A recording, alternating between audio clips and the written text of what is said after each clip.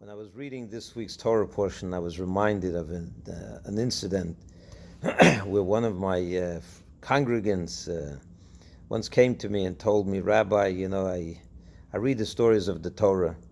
You keep talking about them. But I feel that they're not relevant to me, he says.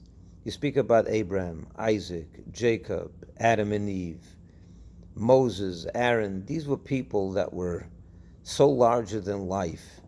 Their lives were so exemplary that I almost feel that it's not relevant to me. I'm just a regular person, full of my own doubts. I don't even know if I believe in God all the times. I have my doubts, he tells me.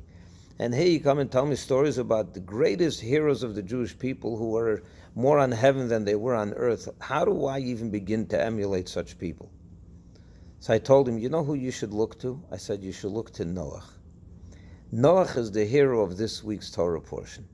Story of the flood, the famous story.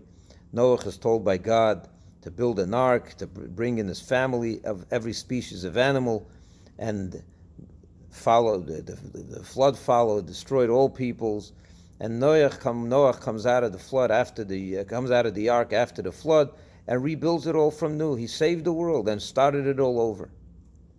You'd be surprised if I told you that the rabbis tell us that Noach himself was a man full of doubts. He wasn't such a, he didn't, as Rashi puts it, he didn't even believe so strongly that the flood is going to happen. This is after God told him he's going to make a flood. But Noach had his doubts, and he says that the waters pushed him in. He didn't even go into the ark till after the gushing waters were became obvious that he has to go into the ark. So he had his doubts. And the rabbis go further and say that if you compare Noach, if he would live in a different generation of Avram, for example, he would be considered as a regular person. So this, in summation, you get to from the opinion of the rabbis of Noach is not one like they have of Abraham and Yitzchak, Isaac and Jacob and so on and so forth. So I told this Jew, I said, you should look to Noach for your inspiration, because he's a regular person. He is a person who had questions, and he had his doubts, and he was just, didn't always have this uplifting feeling every morning that he's on some spiritual high and so on. He was just a regular person. And yet he got the job done.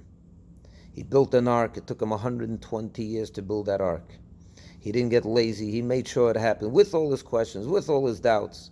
He got the job done. He didn't allow his doubts to paralyze him. He allowed himself to do the right thing.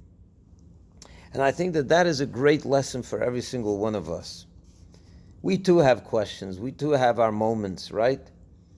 There's nothing so terrible if not every one of your questions will be answered. No one ever died from a question. I don't know if you know this, but the famous 4 questions that we ask at the Seder, every child, the Manishtana, right? Everyone knows that. You may not know this, but 2 of those 4 questions don't get answered. We go through the whole Seder and we don't answer all the 2 of the questions. We answer the other 2 we don't.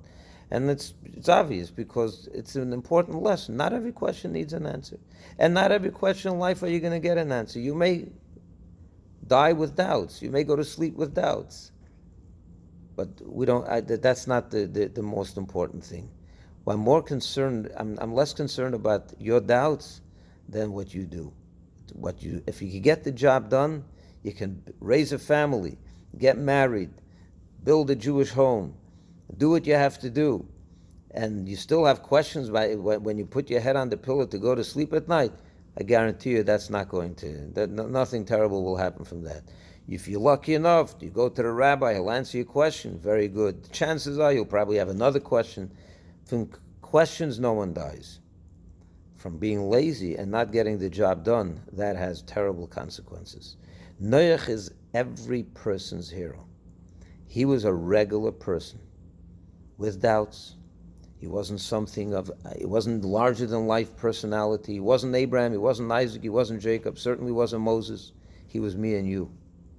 And yet, he saved the entire world.